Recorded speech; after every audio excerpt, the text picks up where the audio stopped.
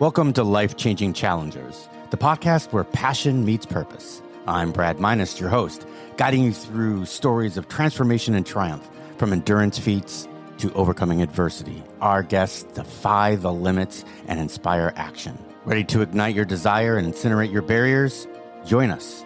Your journey to the extraordinary begins now.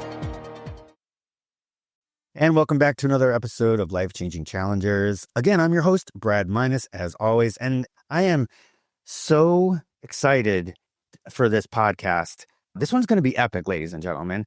I have Fred Rutman with me. He's an author and he's a podcaster of the Dead Man Walking podcast.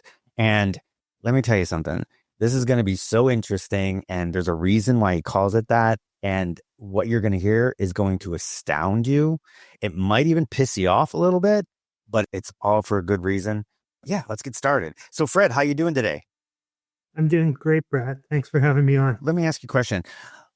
What was your childhood like? What was the complement of your family? Where did you grow up? And what was it like to be Fred as a kid? Well, I grew up in a place called Winnipeg, which is actually the geographic center of the entirety of North America. So if you flattened out the map, Winnipeg, right in the middle of it. It's simultaneously the coldest and flattest place on Earth. And it's the prairies. It's just, I didn't know what a hill was until I moved to Toronto. So I get that. I'm in Florida, so it's flat. It's just absolute flatness here. So I guess I had a typical upbringing, family of five. Mom and dad both worked. I played a lot of hockey. I played rugby in college, a lot of sports. But I also had a lot of challenges, and I didn't know I had the challenges, which is quite common for people with invisible disabilities, which is what I had. I have a great relationship with my sister, great relationship with my brother. My parents unfortunately passed. I spent a lot of time playing hockey. In the very, very cold outside. You grew up in Canada. Yeah, that's what I thought people did there. You either sat in front of the fire, or you played hockey, or tapped maple syrup. That's what Americans believe. No, I'm kidding. So basically you said a nuclear family. Your brother and sister. Where did you line up between your brother and sister? I'm the youngest. Oh, you're the youngest. You're the baby. Okay, cool. What did your parents do for a living? My dad worked for a company called London Life, which I guess would be the Canadian equivalent of Metropolitan Life in the U.S. And my mom did the payroll for the school board. So, if teachers weren't exactly nice to me, I could say, your check could get lost. Of course it couldn't, but yeah. So, so that was good. And did you have a regular family dinner? Was there a day that was always the same? Like I always talk that Friday nights for my parent was always movie and pizza. We always go to a movie and pizza. Did you have something like that? Was it dinner always around the table? Yes. Friday night dinner was always around the table. We were encouraged to bring friends. Nice. I had cousins that were living in Winnipeg while they were going to university, and they would often come over. Sometimes my grandmothers would come over. So my mom came from that generation where they weren't really experimental with food choices. So it was, usually just seasoned with Lipton's onion soup or something like that. I still season my stuff with Lipton onion soup because I come from the same generation. And I love it. So when did you start playing hockey? In like early, or was it middle school? Was it high school? I was probably 6 when I first laced on the skates. And I'm not very tall. I'm 5'7", and I'm about as wide. So when I was in the right mood, I could be a very aggressive player, and you couldn't knock me down because I had such a low center of gravity. So I could be a little bit of a terror, or sometimes I could be a little bit of a Wayne Gretzky. All right. Got some skills. Either you were skillful or you were the enforcer. Mm-hmm. Sounds like. It was probably 5 days a week that I was playing hockey. Mm-hmm. Did you, and you played in college too? So, okay. Even though when I played in the beer leagues later on, there were still guys that are like 40 years old thinking they're going to get, to play on Wayne Gretzky's wing or something like that. So they play way too aggressively. And it's like, chill, dude, we've got jobs tomorrow. We've got families to go home to. So where'd you go to university?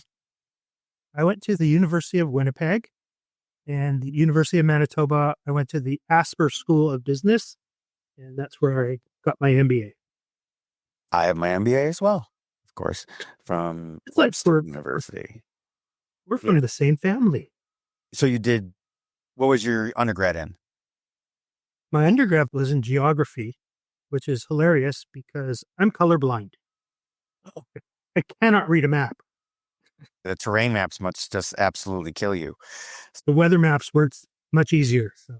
Oh, wow. No wonder you went and got your graduate degree. Mm-hmm. So what was your first job out of college? Probably working for London Life. I worked for the same company my dad worked for, different offices. And it was an interesting because so many of my dad's friends and cousins also worked at London Life. These were people that had known me since, a couple of days after I was born. And now they're my peers.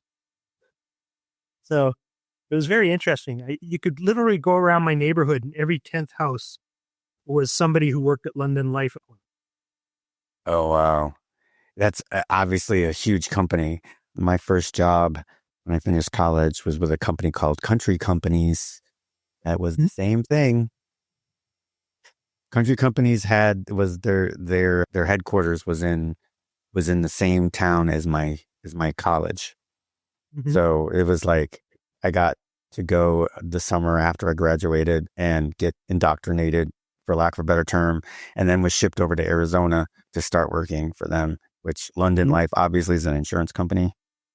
So is Country Companies. They're also an insurance company. Is the perfect word for it. Yeah. Mm-hmm. When did those start to come to the surface? Well, they were manifesting pretty much my entire life. It's just, I didn't know that you don't know what somebody else tastes or sees or how somebody hears something or how somebody feels something. So it turns out in my mid-30s, I was told I had had a stroke at birth. And that just explained a whole ton of my life. The social awkwardness, my ability to verbalize things to the point where nobody realized I was having all these problems. But doctors that diagnosed me, I'll call them the brain trainers because that's what they eventually did. They told me I had a severe right hemisphere dysfunction. So the stroke wiped out a good chunk of the right side of my brain. Oh, wow. So I can't visualize. And this is a conversation I had with my roommate the other night. I can't visualize anything. The example I gave her was like, you could see an ice cream cone in your hand as if it was actually there in your mind's eye. I can't. I cannot visualize anything. Wow. And isn't that like something that we start like early, right? Like our parents always say that stuff like that, right? All right, you're 2 + 2. Think about 2 apples, 2 oranges. How many things you got? Think about that. Visualize it. And I got that my whole life. And here you just couldn't do that. Wow. And I didn't know that I couldn't do it. Like I just thought, oh, I'm bad at this, So it turns out that I have a condition because of this called hemiparesis. So the left side of my entire body is slightly paralyzed. That could be. It happens with stroke victims all the time, right? That could completely hinder a hockey player, you would think? It did. It really did. I was really good at turning from my right to my left. Not so good from left to right. Wow. That's just, it's unfathomable, really, to someone that, grew up healthy. Yeah, it's just absolutely, that is crazy. But they always say that, everybody says that white guys can't go to their left anyway, so.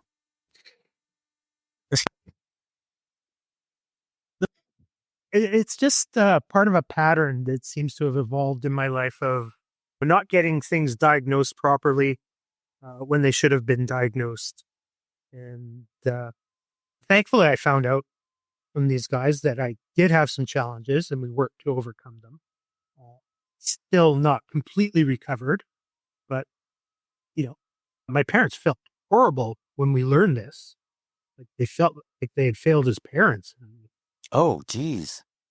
You guys, how would you have known? You're dealing with your own stuff. You're trying to make a living, raise a family. You're not medical professionals. The teachers didn't pick it up. Nobody picked it up. My family doctors didn't pick it up. The pediatrician didn't pick it up. So how can you blame yourselves? Yeah. But I can see their point. You find out 30 years later that at birth you had a stroke. A parent is automatically going to feel that. I'm curious though, what brought you into the doctor in your 30s to actually end up with that diagnosis? Well, I was struggling with certain aspects of my life. I was a seemingly high performer who wasn't performing, again, because of my verbal skills. And my sister had a friend who was doing a PhD, and her husband, this PhD student's husband, ran a clinic for people that had various brain disabilities. So, it took a long time for me to summon up the courage, get rid of my ego and say, maybe there is something wrong with me. Obviously, there's something wrong with me. And did the tests and got the results. And then what do you do? And he said, well, we've got this program we can try on you. And I ended up working with these guys for probably 2.5, 3 years. And because of them, I was able to go back to university. And then I was able to do my MBA. Nice. It wasn't seamless, but it certainly put me in a much better place than where I was. Oh, well, I mean, that's amazing that they could take this, like you said, you couldn't visualize and had problems and you had this slight paralysis on the left side. And now, they were able to work with you enough to where you were able to be high functioning again and finish up and go to graduate school. That's amazing. Yeah. I'll still never make the NHL. I think you should be the first person that went through everything that you did to make the NHL. I get it. So Fred has written a book. The book is going to basically tell you where we're going with this. The Summer I Died 20 Times. That's the name of the book. I'm going to leave it like that and let you all sweat. What was your health like until this summer? Oh, it's been up and down. I've had a serious weight problem for most of my life. Probably around the time I got sick in 2009, I was about 340 pounds. So that was pretty big. And I've worked hard to get down to about 220 through a variety of things. Mostly intermittent fasting, which is a whole other story. It's fascinating. Yep. So, but the summer I died 20 times is what actually happened to me. I was clinically dead 20 times. And if the audience needs a definition of clinically dead, your heart stops beating for 30 seconds and you also don't breathe for 30 seconds or more. And that's what happened to me. Wow. So what was the medical conditions? What was the prevailing issue to get this started? Well, your heart has nerve bundles in it that tell it when to beat. So it's a whole electrical distribution system. And mine started to die.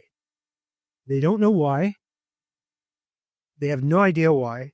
But when the electrical stops working, your heart stops beating, you kind of die. So I would collapse and generally hit my head on whatever was the hardest object in the immediate vicinity until my body's backup systems kicked in. My redundancies didn't kick in for the most part until we were probably at the last redundancy that could start me up again. So Interesting. I had the fact that I was dead, then I'd have all the head trauma from concussions and the lack of oxygen and doctors misdiagnosing me all over the place or not diagnosing me. What was the initial incident that kicked this chain reaction off? I was marking economics papers. I was a professor at the time. All of a sudden, I died, and I was just on the desk and didn't know I died. My heart just stopped. The dying part is easy. I think I write this in the book. It's pretty easy to die. Your heart just stops and there you go.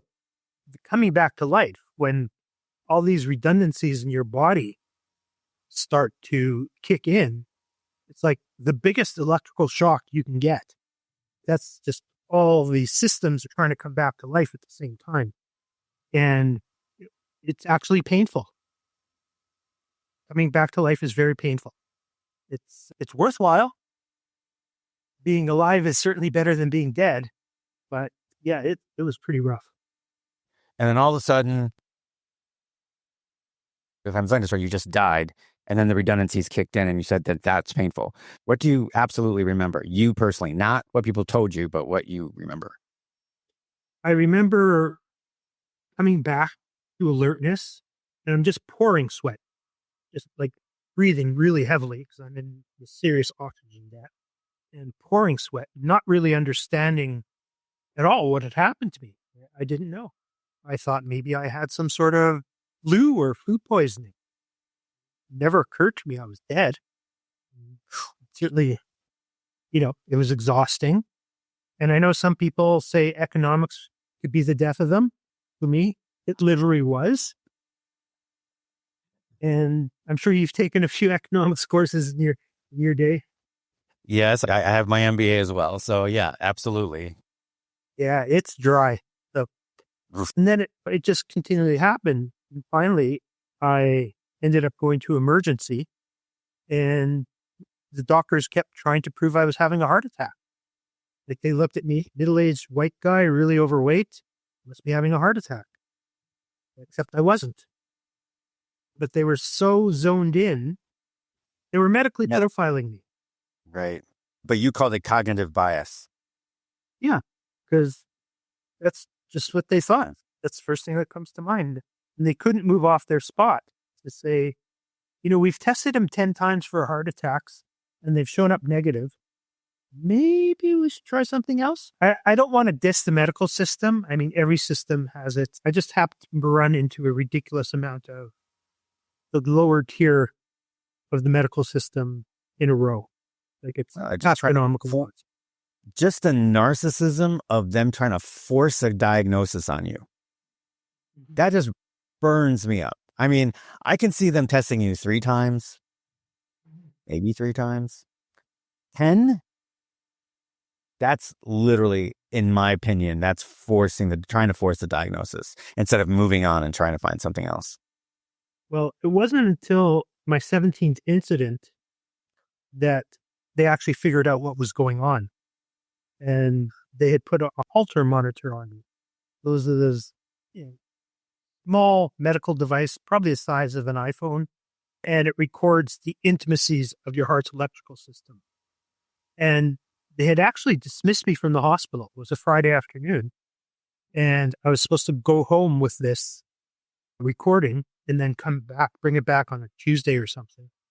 And I went to the washroom, and my roommate, he might have been mafia. I don't know. He's quite a character.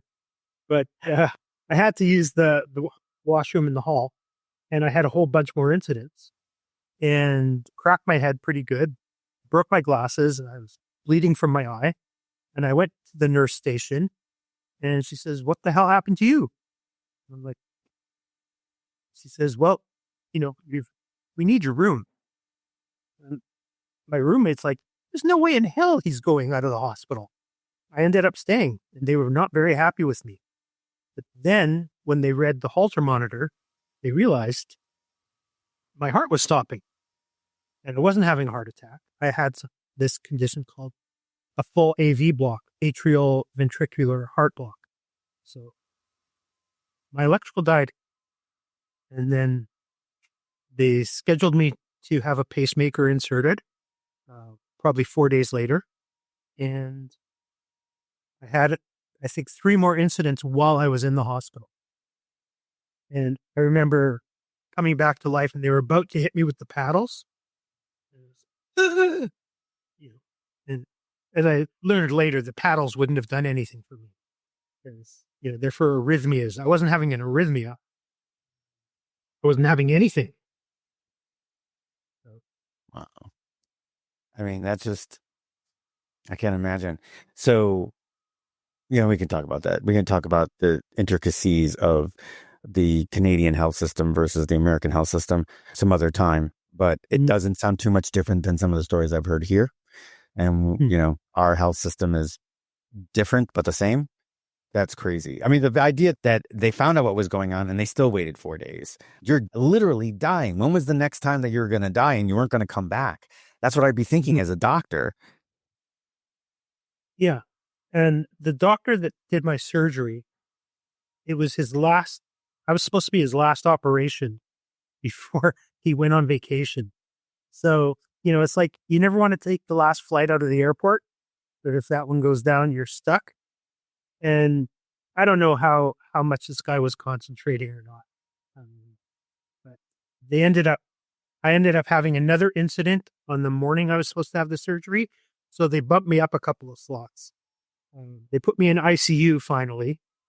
And then I got the pacemaker and it worked. Great. Kept me alive for 4 more years. Oh, great. Good. So were you completely without incident for 4 years? Yeah. The pacemaker replaced the electrical signals in my heart. And I was good for 4 more years. So pacemaker, for those in the audience who don't know, it's a little supercomputer that's probably the size of an old style pocket watch. And depending on your medical condition, they run a couple of wires or leads through a vein that go into your heart. And it's an amazing, amazing device. And if you think about only back in the 1950s when they were developing this, you were attached to an electrical cord. Jeez. It makes me think of the old Iron Man cartoons and the old Iron Man comic books. I don't know if you saw some of the older ones, but in the way back when Tony Stark was like, he was same thing, black hair, kind of a goatee type thing, but the heart that he has wasn't an infinite loop that they talked about, the arc generator, whatever that he has, where it's a redeveloping, it's a constantly regenerating energy source. Power. Right. Power, which is why there's sometimes when he's flying and stuff, but he's using more of the arc generator than his body can handle. And that's when he's got to, all right, get out of the suit, recuperate himself, and then he can go back and fly off. But in the original comic books, it would it would run out of a charge. And in the frames, you would see him, like, sometimes it would be too much and he'd be crawling to an outlet and he would go underneath his shirt and he'd pull out the cord and he'd plug it in. That's like in the 1950s, what you're talking about. So 4 years went by and you're good to go. Did you, in that 4 years, my grandmother had one and there was every so often she had to go get the batteries replaced.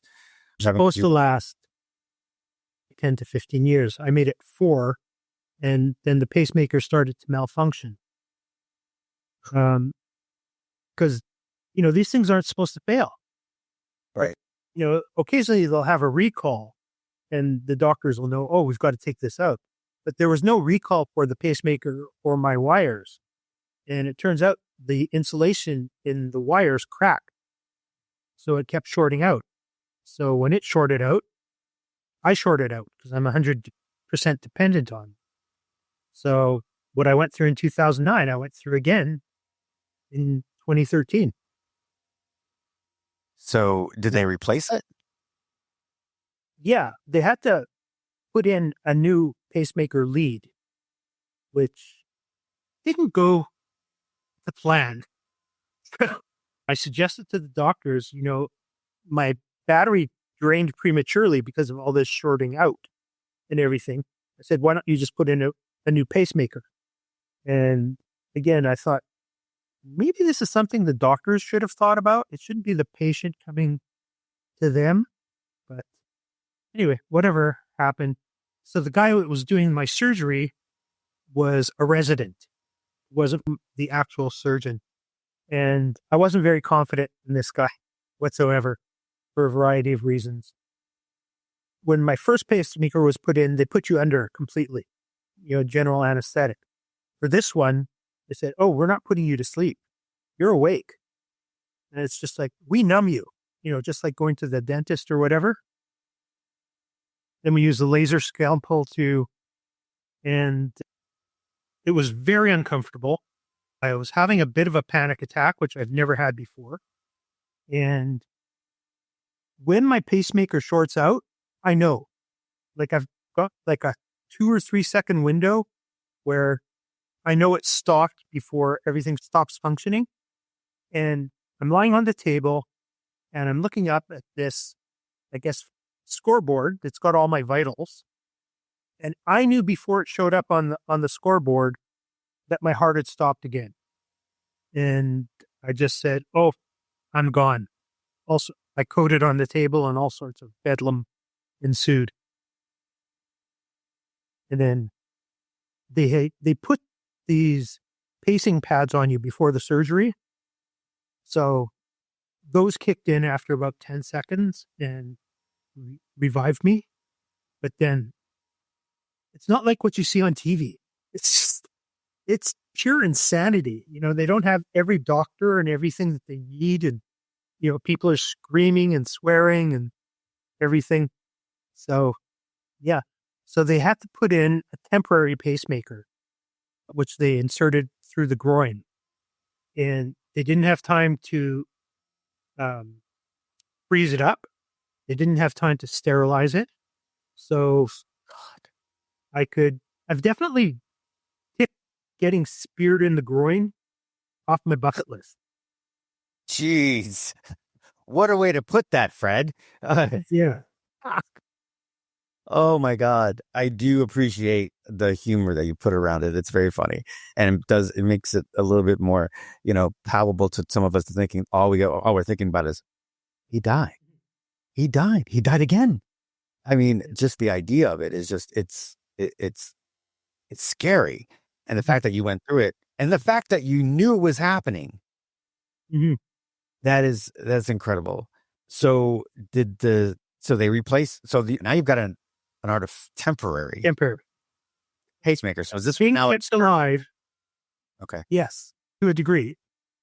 I'm being kept alive by a 9-volt battery that they have to change. Bless you. I think it was every 12 hours. So the nurse comes in after I get back into my room and she says, "You know what? Not sure how much this was used before you got it. So I think we'll just give you a fresh battery." And I didn't realize it was a 9-volt. So they're wheeling me back from the operating room to the ICU. And I'm thinking, how long is this frickin' cord? I'm thinking, this has got to be plugged into something. I didn't realize it was a battery. And then probably 45 minutes after I get into the room, there's a power outage. I was like, oh, like just one thing after another. I mean, you can't make this stuff up.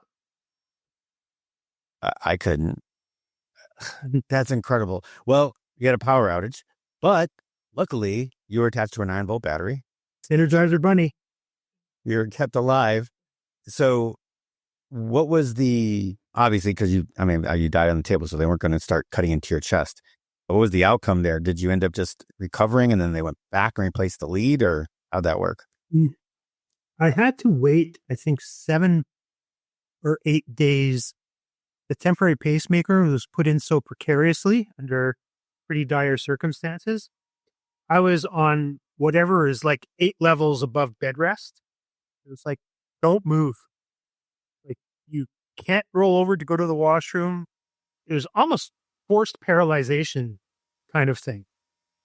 And on the 10th day that they brought me in to try and do the surgery over, that was the first time I really advocated for myself.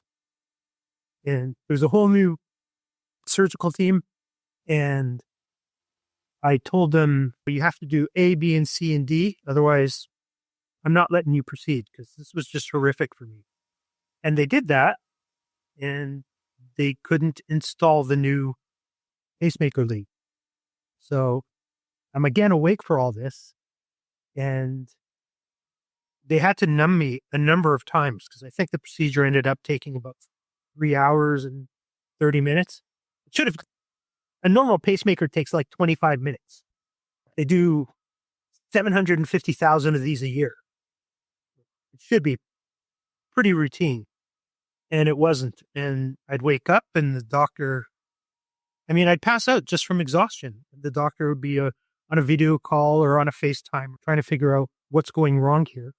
And they finally figured out how to get this new lead in there. And they hooked me up and it was pretty good. And All right. So you got 5 years out of that one. You got 4 years out of the first one, cracked the insulation on the wire. Then had to go into and get that lead replaced because you started dying again and screwed up. Then they got back in there. They finally were able to figure out what happened. And now you're good until 2018. yeah. So then it was a combination of, the battery was getting past its due date prematurely and the new pacemaker wire cracked as well.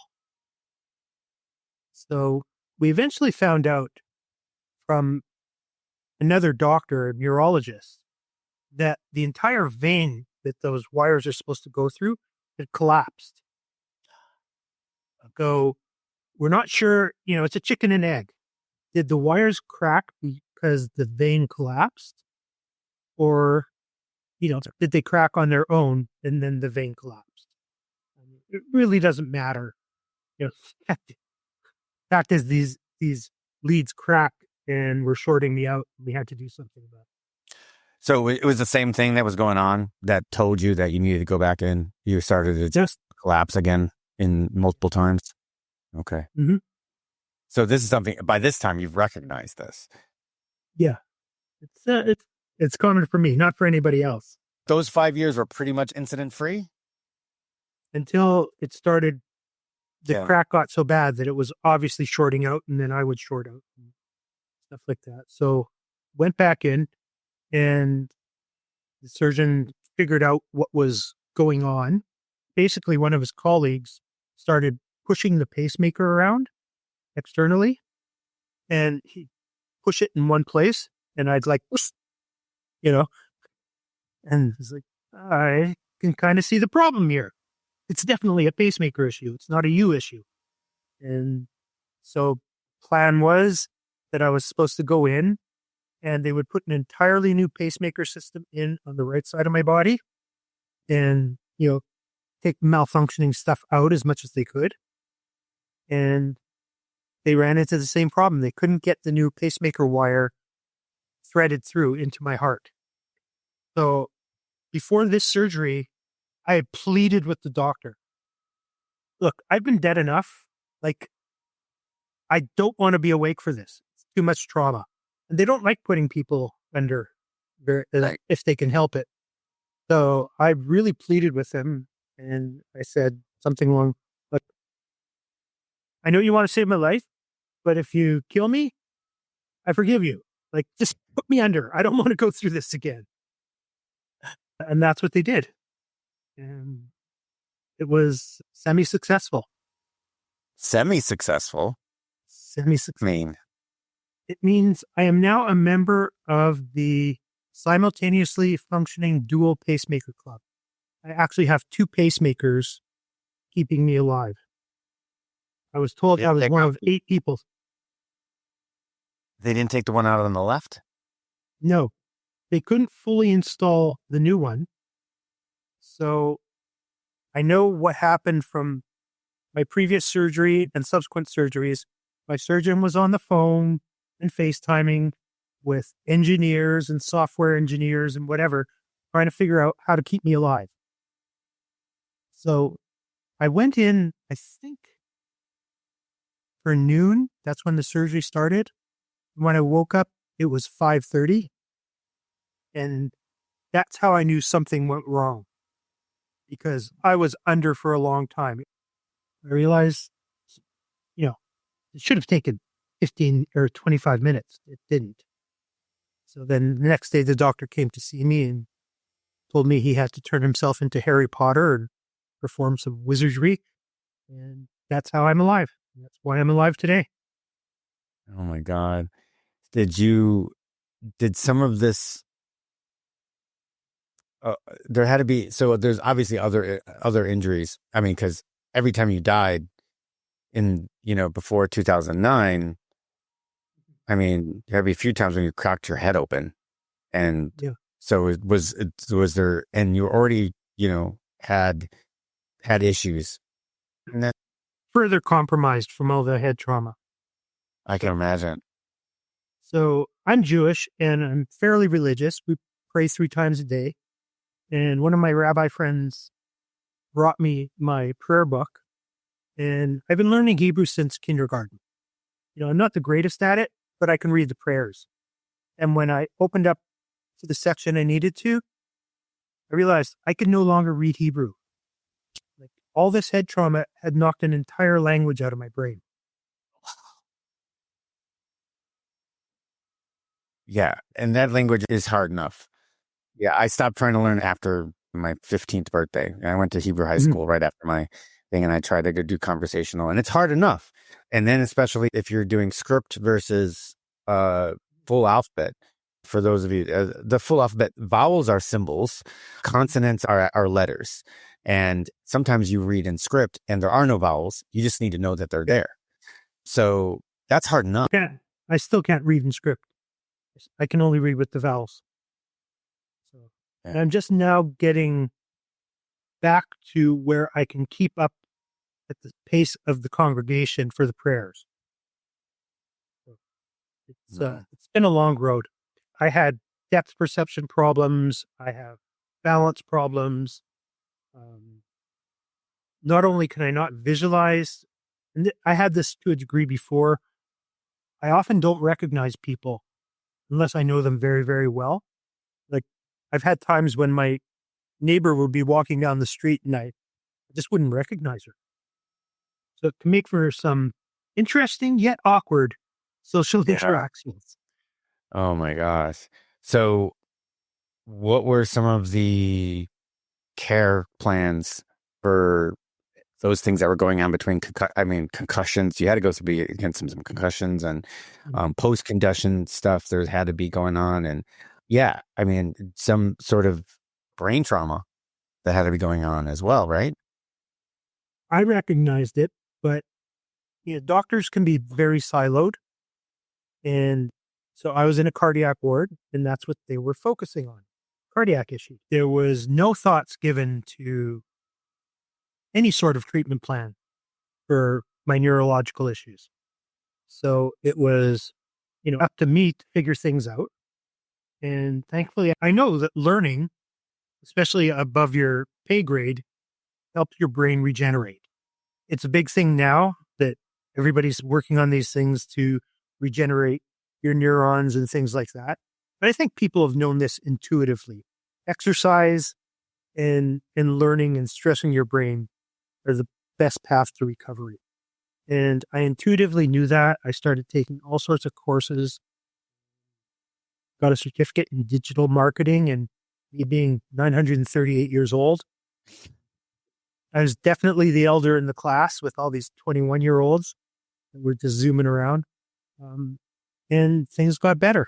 And my psychiatrist had been away on mat leave, so she didn't know any of this was going on. And I didn't know if she was ever coming back from mat leave. And probably the day that she called me and said she was back was one of the happiest days of my life. Finally, someone I can talk to about this and maybe get some semblance of treatment going. She's really good at her job. And this was after the 2018 incident or the 2013 incident is what you're talking about when she left, came back. She left, again, I think she came back in like 2012. Okay, so it was right before the 2013 incident. She decided to have another kid and went away again for another few years. So, trying to find a psychiatrist that you mesh with is almost impossible. Right. Any sort of therapist that you mesh with. Yeah. I'm glad you're alive, and I think it's amazing that you could sit there and talk about that. I got two things I was thinking about. One is, so the first pacemaker where they lost the insulation Yeah. on the lead, when they went to go put the second one in 2018, was it the same brand? That's a great question because these medical device companies are all acquiring each other. So, the names change, and unless you can see the serial numbers and stuff like that, I have no idea. I know you would get cards when you go to the pacemaker clinic and they'd say, Abbott Labs or you know, Boston Biometrics or whatever they were. Right. And it was always a different name. But probably could have been the same company. Yeah, I was just thinking, I mean, if the research was done to where, okay, the first time that this happened, they go back and say, oh, the Abbott Labs pacemaker 1000. Oh, well, let's check it out. Oh, listen, there's numerous cases of the insulation, being dissolving and bearing out the wire, which then shorts out the pacemaker. But maybe not as many with the cardiogenic 7000. We should have put that one in there instead. You know what I mean? I would think that that'd be something that the doctors would be thinking about. Yeah, there were no recalls on anything that we could find. And I'm not the world's greatest researcher, but I can search for recalls. One of my family members is a legal nurse, and she works with malpractice lawyers on issues, and she couldn't find anything related to it. The lawyers she works with, and she probably works with about 60 or 70 of them, had never heard of anything like this. So in Canada, even if you have a good case, like for me, if I wanted to sue, you don't win anything of substance. Like, unless you become essentially in need of full-time ongoing care for the rest of your life because you're incapable of doing anything, or you die, those are the cases where you'll get a payout. But neither books really are of benefit to you for any quality of life. Okay, so you have to die in order to get a payout. You're the guy that has died over 22 times. Speaking of that, let's dive into that a little bit. So we've talked about this. You've gone through numerous times that you've actually died on the table. Now you've gone through several surgeries. The idea that you did absolutely 100% die. Now, first of all, you mentioned that, you knew that when you woke up that you had died. And then you came to the point where all of a sudden you knew a couple seconds before. Is there any a time that you can remember after that point that you died before you came back?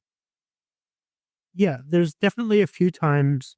I've never had any of the come to the light experiences that you often read about. And I don't deny that these people had those experiences, because I think everybody's body is different and your death will be unique to you. So I didn't, I almost feel ripped off that I didn't. I've died so many times, not once, you know? So, but I definitely had a bunch of out of body experiences. And one in particular is stuck with me. And I was riding my bike to synagogue, and I was going through this park, which oddly was right beside a Jewish cemetery. And my heart stopped, and I just, I'm in the middle of nowhere. It's not a well-traveled path. It is in the day. Kids go back and forth to school, but at night, nobody comes by. So if I hadn't had my body revive itself, that's my final resting place. So I remember having the out-of-body experience, and I'm looking down on myself. I'm tangled up in my bike. So I just, conked over.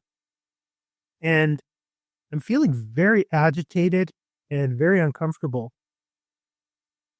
It was almost like I was in some sort of spiritual tug of war.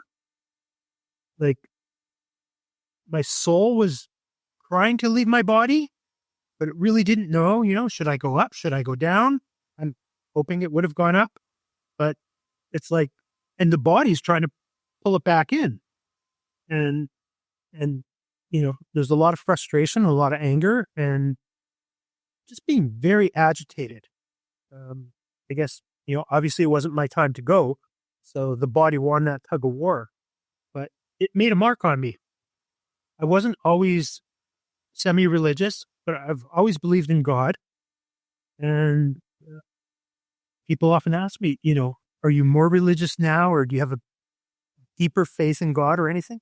Like, no, I don't think I'm one of those people that said, please God, if you keep me alive, I'll do this and I'll do that, and I'll shovel the neighbor's walk and all that. I didn't have any of that. But I think it was also partly because I was so battered from all these experiences that I was just trying to focus on moving my life forward.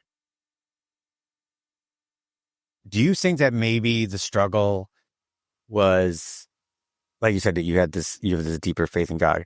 Do you think that there was a point where you were like, oh my God, I died again. I'm so done with this, that maybe the struggle to maintain or continue where you were going forward, in other words, dying, and God was the one like, no, you need to go back. Maybe you were, did you ever feel that way? Yeah, well, no, I'm feeling like, hey, God, this is like the 52nd time that I've died. I think you're trying to tell me something. Let's just call it quits. And that's God saying, no, you got more to do.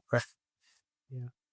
Well, I think that everybody has a resilience gene, that you're built in from birth with a certain amount of resilience for whatever situations you face. And I also think there's a resilience muscle. And the more you work it, the more resilient you can become. And I think watching my parents' struggles as I was growing up, my dad had horrible, horrible arthritis. Like, he was in unbelievable amounts of pain for most of his adult life. And my mom struggling with what she was struggling with. You sort of learn it by osmosis. I mean, my parents weren't saying, this is how you be resilient, but you sort of see it and it's churning in the background. And I think that's a big part of why I'm still alive. Also, the communities that I'm in, particularly my Jewish community, I mean, the people that took care of me were just amazing. They take me to doctor's appointments and visit me in the hospital and had prayer vigils and cook me meals. And part of the reason I wrote the book and started the podcast is because I wanted it a bit of a tribute to all these people who have made a big impact on my life. And people are willing to help you, but you have to be willing to ask. That is an amazing message right there, Fred. And I appreciate you saying that. My parents both just went through something in July and August, and they live in a 55 and older community. It came to the point where my mom was in the hospital and my dad wasn't. And then he ended up with COVID at home without my mom. Their neighbors rallied around, and sometimes they would stay with him. They would cook him meals, bring him food, made sure they got up and brushed their teeth. My mom ended up fracturing her sacrum. So when she finally got home after rehab, she couldn't get off the toilet. She can get on it, but she couldn't get off it. She needed people to help her. And then my dad ended up in the hospital. So it was just a really, really bad time for both. And of course, they sent me on a 12-day cruise. Oh, and wow. they wouldn't let me not go on the cruise. I was like, no, I'm going to stay. They're like, no. Do you know how much that cost? We were supposed to go together, and they had the insurance, but because they were husband and wife, the insurance, would kicked in for them, but they didn't do it for me just because they were my parents. So they couldn't get the money back for me. So they were like, no, we'd rather you go and have that experience. We'll figure it out, and they did, but it felt horrible. And when I got home, that's when I kicked in. But you're right. Neighborhoods, as you get involved with your community, like you said, and I think that's something that people should embrace, that, you know what, those people will be there when you need them. Mm-hmm. And you will be there for them if they need you.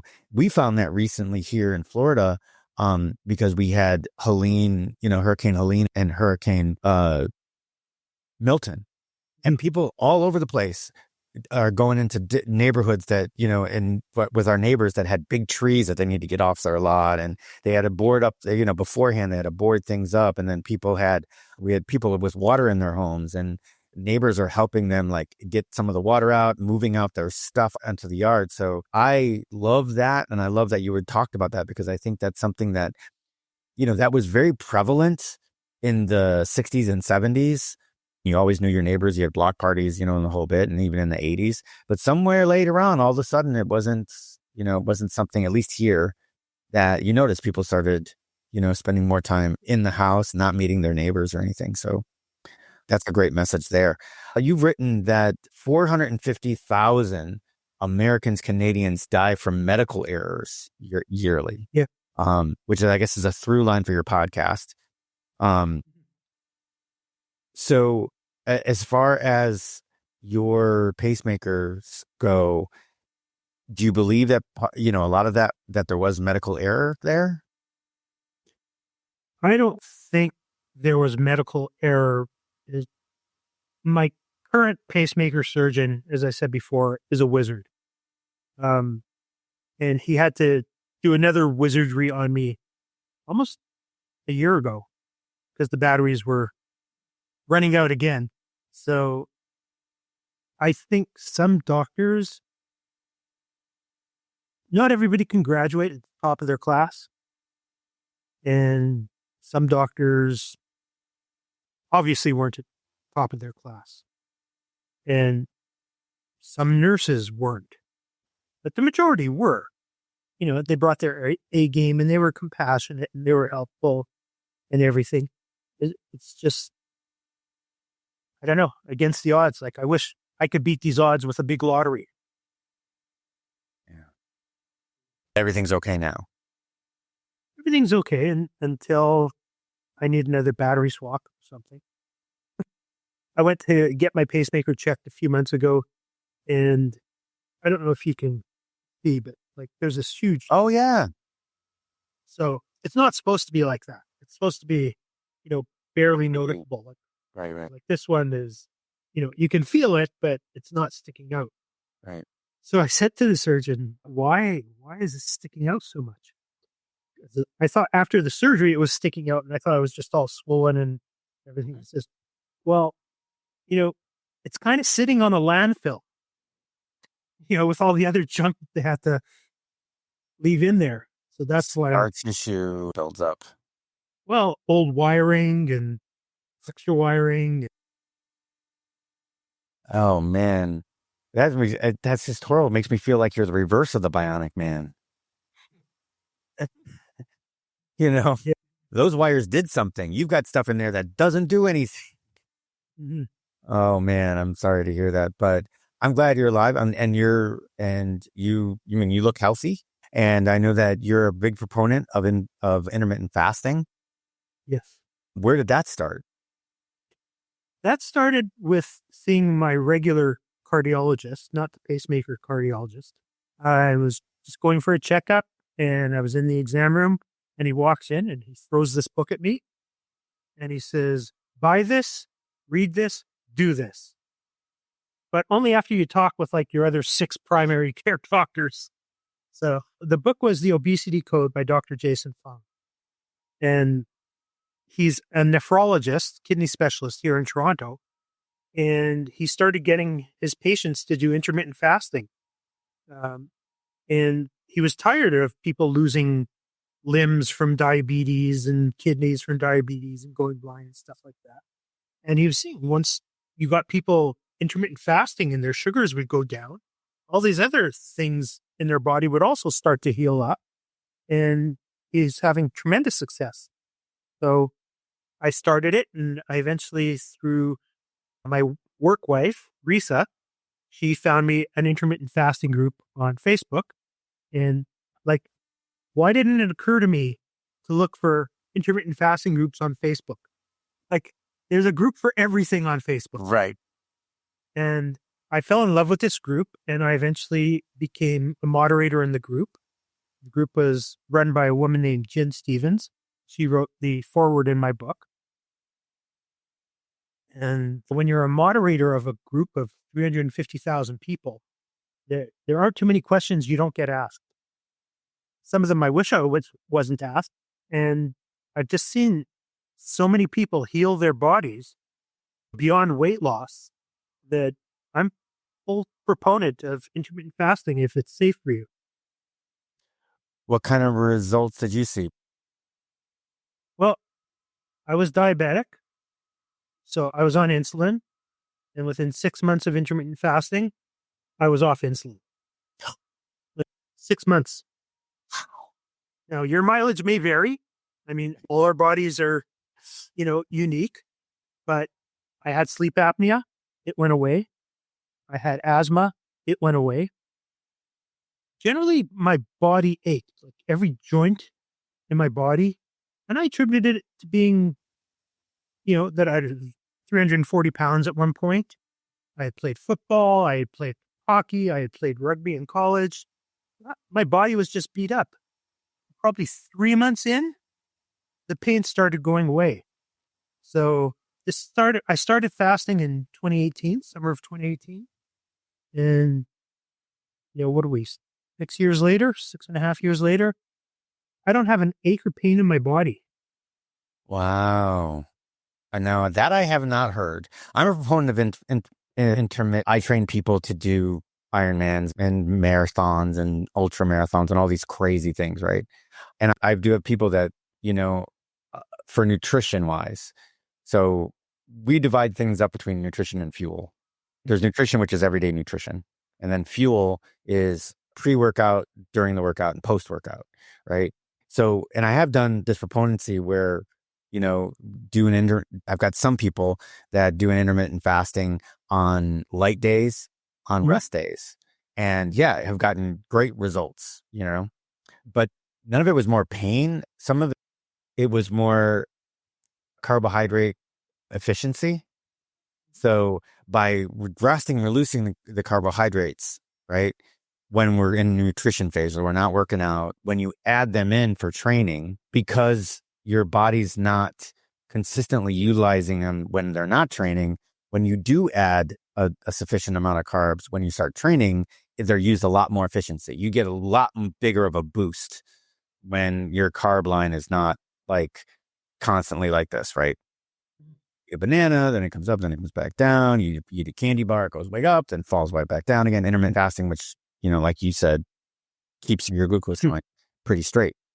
Found that as my athletes are at work or with their kids, they're getting this nice and even. And then when they go to training, they can use the carbs, and the carbs last a little bit longer because they're being used efficiently. The body realizes that it doesn't need to take it all at one time. It's pretty amazing. I didn't know about the pain part. So that's really interesting. It's all a hormonal thing. So I can go into it a little bit. You'll tell me if I'm going too deep. But what it really starts to affect initially is your insulin levels. So your insulin is basically pumping 24/7. But if they're telling you to eat 6 times a day or 7 times a day, your insulin levels can get too high. It's like you have a pool and you're overfilling it.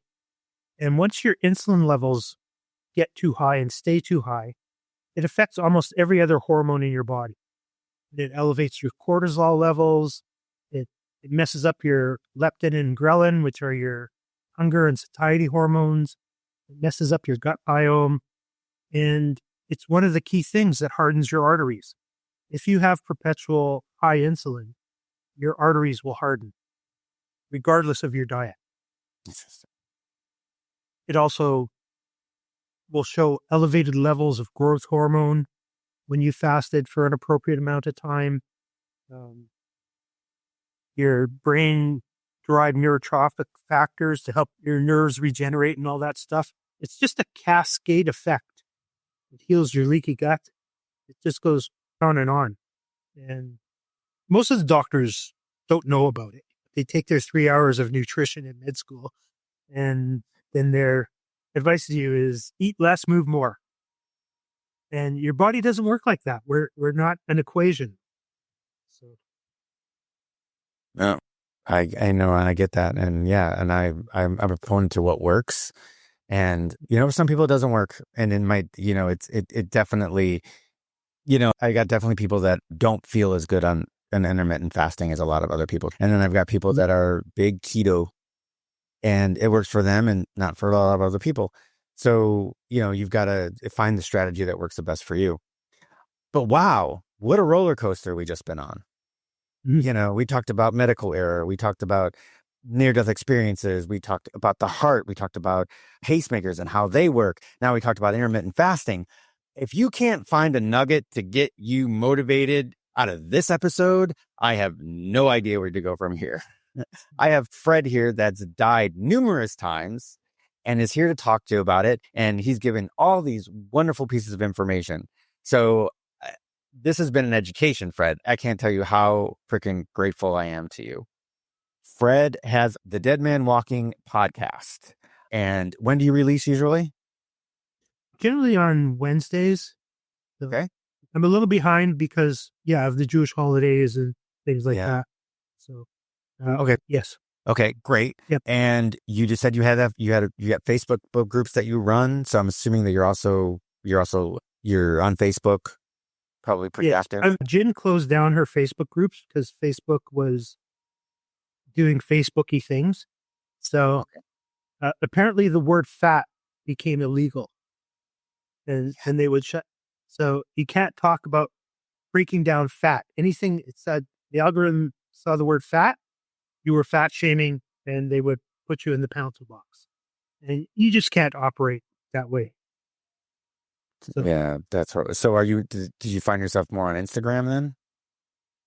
I'm on Instagram a little bit. I usually post when I've released a podcast or I've guested on a podcast. Not as prolific as some of the cat people. I get that. I totally get that. And then I guess you're on Instagram as well. And then, of course, the book that is already published, and we'll make sure that we have a link to that as well. The Summer I Died 20 Times. Oh, that's just sitting with the editor. No. Is that one published? The Summer I Died 20 Times are published. Okay. Yeah. So The Summer I Died, and we'll edit that part out. So he, out on Amazon, The Summer I Died 20 Times by Fred Rutman. Okay. And he's in the middle of his sequel. And I guess you're calling it Dead Again. And so we'll be looking out for that. And then we'll definitely have all of your socials linked up in the show notes. We'll have a direct link to the Amazon to get your book, which I'm very, very interested in reading. And he's also been on numerous other podcasts, so that you just have to take a look, do the search bar for Fred Rutman. What is it? Repeatedly Dead Fred? Yes. Yeah. My friend Deanna gave me that name one day. That's hilarious. Okay. It's not, it's funny because and we'll leave that alone. It is funny. But yeah, so this has been, the information that came out of this episode is ridiculous, and definitely, I would listen to this a couple of different times. So definitely we'll have all of the socials hooked up. We'll have the book, we'll have the podcast. All that's going to be in the show notes for you. Plus, of course, as I always do, I always give you takeaways. Takeaways are always in the notes. So yes, again, Fred, thank you so much. Can I leave one takeaway? Absolutely. So there's a gentleman named Viktor Frankl. He was a Holocaust survivor, psychiatrist, renowned, and he wrote a book called Man's Search for Meaning. And in that, and I'm paraphrasing here, he says, if you have hope, you can conquer almost anything. And hope is free. You don't need a membership to hope. It's not part of our broken supply chains or anything, but have hope, have faith. It'll get you through a lot of things. That is probably the best message ever, especially in this day and age. So thank you for that. I think that's huge. For the rest of you, if you're watching on YouTube, please go ahead and hit the like, subscribe, hit the notification bell so you always know when a new episode is dropping. If you're on Apple or on Spotify, please leave us a review. And it doesn't have to be a good review. It could be a bad review to give us It could be a feedback good review. on how I can make this podcast better. But I would just love to get that feedback from you. And of course, if you have any ideas, if you've got any friends that fall in line with the scope of the podcast, that'd be great. Let's send them my way. But other than that, thank you for watching, listening, and we will see you in the next one. Well, that wraps up another episode of Life-Changing Challengers. I'm your host, Brad Minus, saying thank you for joining us on this journey of transformation. If today's stories inspired you, please take a moment to review, share, and follow us on your favorite podcast platform. Your support helps us reach more listeners and create an even bigger impact. Remember, every challenge is a chance to grow. Until next time, keep pushing, keep challenging, and never stop pursuing your extraordinary.